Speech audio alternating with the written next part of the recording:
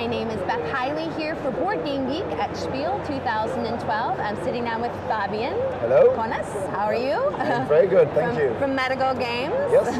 Now, you've brought us a couple of games, but we're going to start with the first one here, which is Kemet. Yeah, exactly. So Kemet is our new... Big box. It is a big box, yeah. It's the new game in our Excel collection. So it's a game about Egyptian gods.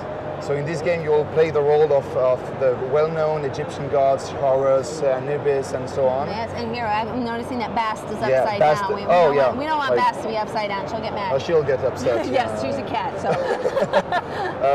And basically these gods will fight each other over the dominion of the land of Egypt, which at that time was called Kemet, which is why it's the name of the game.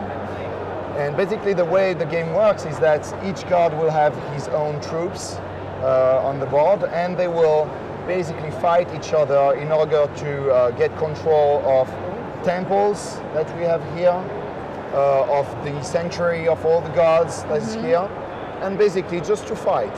Because the whole point of the game is that it's a game about battles. Now I'm noticing that all of your figures here are themed, I'm guessing, to the different gods Absolutely. that they represent. Absolutely. Definitely gods are known for having sort of units associated with them. Yeah, maybe if you just point out a couple, if you throw out a couple names there. So this one, for example, is tied to Bastet. You can see the claws of the cat. I'm sure we have some jackals up there. Yeah, exactly. This is Anubis.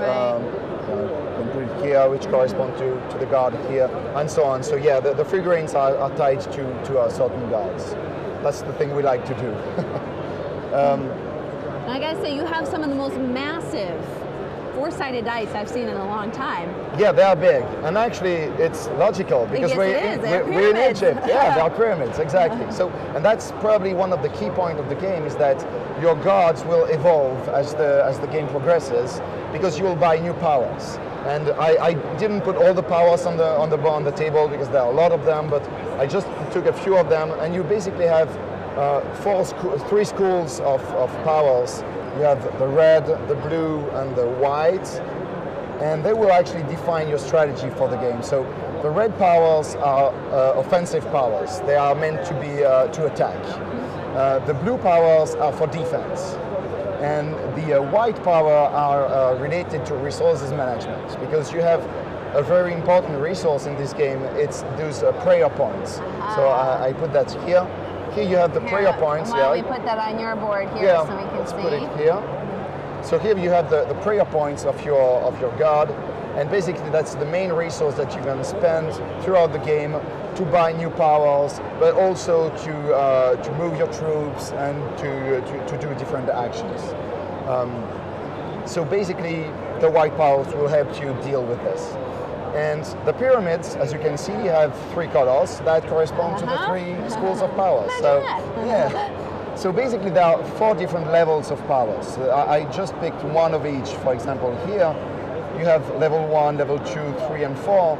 And of course the powers will get more and more powerful the higher the level is. And the pyramids are tied to this. For example, here I have a level 2 pyramid, which means that I can only buy level 1 or 2 of the red powers. Makes sense. Here the white, I have a pyramid that is raised to level 4 with the white. I can buy all 4 levels of powers with the white. So that's another thing you have to deal with throughout the game, is to deal with your pyramids and try to raise the pyramids of the school of power that you want to go for.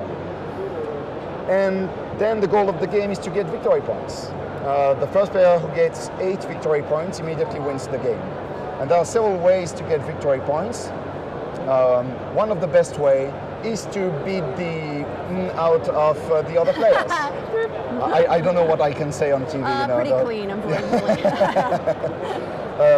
So basically, when you attack another player and you win the fight, you get a victory point.